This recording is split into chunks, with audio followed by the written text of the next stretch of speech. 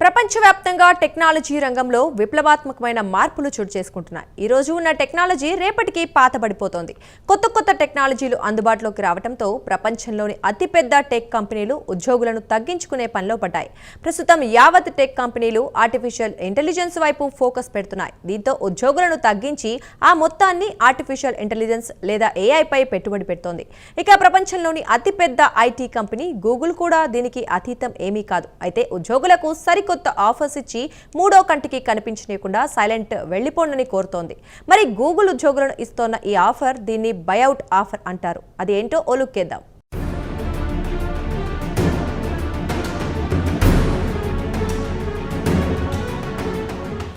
ప్రపంచవ్యాప్తంగా టెక్నాలజీ రంగంలో పెనుమార్పులు చోటు చేసుకుంటున్నాయి.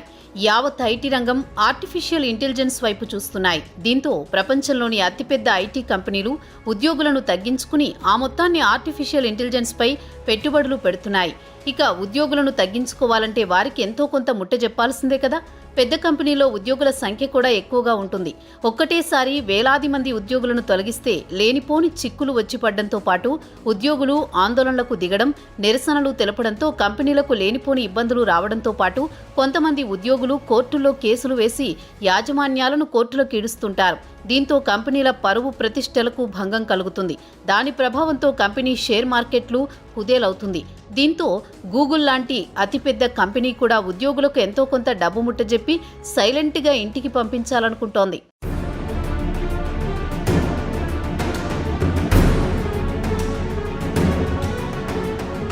ఇక గూగుల్ విషయానికి వస్తే ఉద్యోగులకు ఇచ్చే ప్యాకేజీతో పాటు అదనంగా కొంత మొత్తం, అలాగే కంపెనీ స్టాక్స్ ఆప్షన్స్ కూడా ఇవ్వాలని నిర్ణయించింది.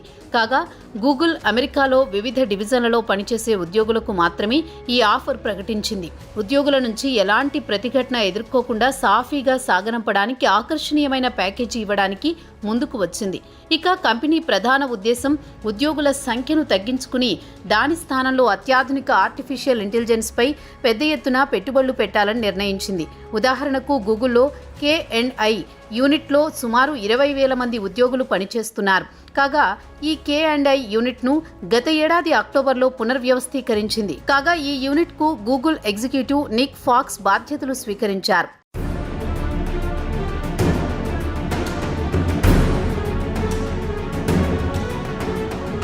ఇక నిక్ ఫాక్స్ బాధ్యత స్వీకరించిన తర్వాత గత మంగళవారం నాడు ఉద్యోగులకు ఒక మెమో పంపించారు. దాని సందేశం ఏమంటే, కంపెనీ అంచనాలకు తగ్గట్టు పనిచేసేవారు కంపెనీలో ఉంటారు. అంచనాలు అందుకోని ఉద్యోగులు కంపెనీ నుంచి సైలెంట్గా బైఅవుట్ తీసుకుని నిష్క్రమించండి అని మెమోలో పేర్కొన్నారు. కాగా నిక్ ఫాక్స్ తన మెమోలో ఎలాంటి మొహమాటం లేకుండా ఉద్యోగులు నైపుణ్యం చూపిస్తే మీకు కంపెనీలో అవకాశాలుంటాయి. మీ పనితీరు బాగా ఉంటే మీరు బైఅవుట్ తీసుకోవాల్సిన అవసరం ఉండదు. కంపెనీలో కొనసాగుతూ మరింత ఉన్నత స్థానానికి పోగలరు. నైపుణ్యం చూపించే ఉద్యోగుల కోసం మరిన్ని అవకాశాలు కల్పిస్తామని ఫాక్స్ తన మెమోలో వివరించారు. ఇక అంచనాలకు తగ్గట్టు పని చేయలేకపోతే లేదా ఉద్యోగంలో నైపుణ్యం ప్రదర్శించలేకపోతే కంపెనీ నుంచి స్వచ్ఛందంగా తప్పుకోండని ఫాక్స్ తన మెమోలో స్పష్టంగా పేర్కొన్నారు.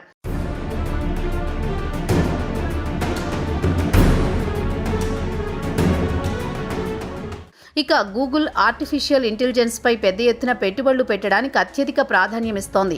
కాగా కంపెనీకి చెందిన ఫైనాన్స్ చీఫ్ అనత్ అష్కేనాజీ గత ఏడాది అక్టోబర్లోనే కంపెనీ భవిష్యత్తు ప్రణాళికల గురించి చెప్పారు. 2025లో గూగుల్ ఆర్టిఫిషియల్ ఇంటెలిజెన్స్ పై పెద్ద ఎత్తున పెట్టుబడులు పెడుతోంది.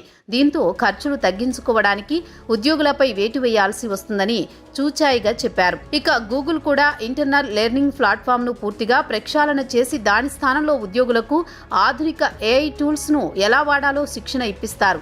ఇంతకు ముందు ప్రోగ్రాంల నుంచి ప్రస్తుతం వ్యాపార సంబంధమైన వాటిపైనే ఎక్కువ ఫోకస్ పెట్టాలని నిర్ణయించింది.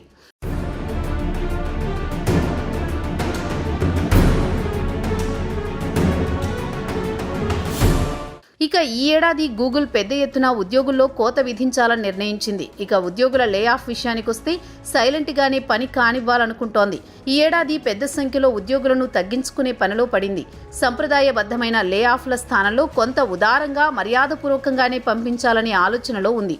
దీనికి కారణంగా కూడా లేకపోలేదు. చివరగా జనవరి 2023లో గూగుల్ ఏకంగా కంపెనీ నుంచి 6% మంది ఉద్యోగులను తొలగించాలనుకుంటోందనేసరికి పెద్ద ఎత్తున ఆందోళనలు, నిరసనలు వ్యక్తమయ్యాయి. కొంతమంది ఉద్యోగులు తమకు ఎలాంటి నోటీసు ఇవ్వకుండానే తమను సిస్టమ్ను కట్ చేశారని వాపోయారు. ప్రస్తుతం వర్క్ కల్చర్ పూర్తిగా మారిపోయిన విషయం తెలిసిందే కదా. వర్క్ ఫ్రం హోమ్కు అనుమతిస్తారు. దీంతో ఇండియాలో కూర్చుని అమెరికాకు కూడా పని చేసుకోవచ్చు. అయితే గూగుల్ ఉద్యోగులకు కంపెనీ యాక్సెస్ లేకుండా చేయడంతో వారంతా షాక్కి గురయ్యారు. దీర్ఘకాలంగా కంపెనీకి సేవలందించిన వారికి కూడా కంపెనీతో యాక్సెస్ లేకుండా పోయింది. అలాగే అత్యంత నైపుణ్యం కలిగిన ఉద్యోగులను, అలాగే మెడికల్ లీవ్ లేదా మెటర్నిటీ లీవ్లో ఉన్నవారికి కూడా కంపెనీ యాక్సెస్ లేకుండా చేయడంతో పెద్ద దుమారమే రేగింది. కంపెనీ దొడ్డిదారిని వేలాది మందిని లే ఆఫ్ చేయాలనుకుంటోందన్న చెడ్డ పేరును మూటగట్టుకోవలసి వచ్చింది.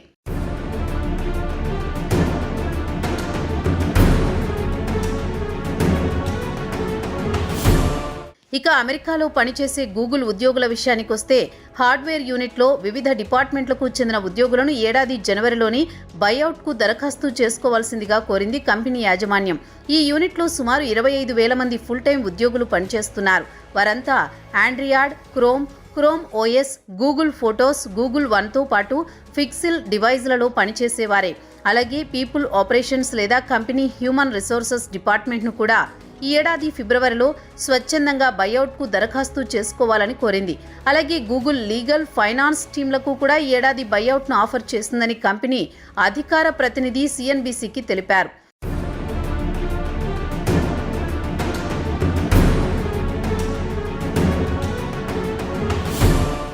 ఇందుకు కంపెనీ స్వచ్ఛందంగా పదవి విరమణ చేస్తే ఎంత డబ్బు ఇస్తుందనే టాక్ సహజంగానే ఉదయిస్తోంది. దీనికి కంపెనీ మిడ్ నుంచి సీనియర్ లెవెల్ ఉద్యోగులకు 14 వారాల వేతనం అంటే 3.5 నెలల వేతనం రావచ్చు. దీంతో పాటు అదనంగా ఎన్ని సంవత్సరాల పాటు సర్వీస్ చేస్తే దానికి 1 వారం వేతనం చొప్పున ఇస్తారని తెలిసింది.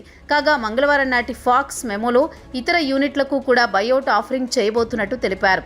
ఇతర డిపార్ట్మెంట్లలో కూడా నైపుణ్యం కలిగిన ఉద్యోగులను ఉంచుకుని మిగిలిన వారికి కొంత మొత్తం డబ్బు ఇచ్చి సైలెంట్గా ఇంటికి పంపిస్తామని చెప్పారు. మొత్తానికి గూగుల్ కూడా గత అనుభవాన్ని దృష్టిలో ఉంచుకుని ఉద్యోగులను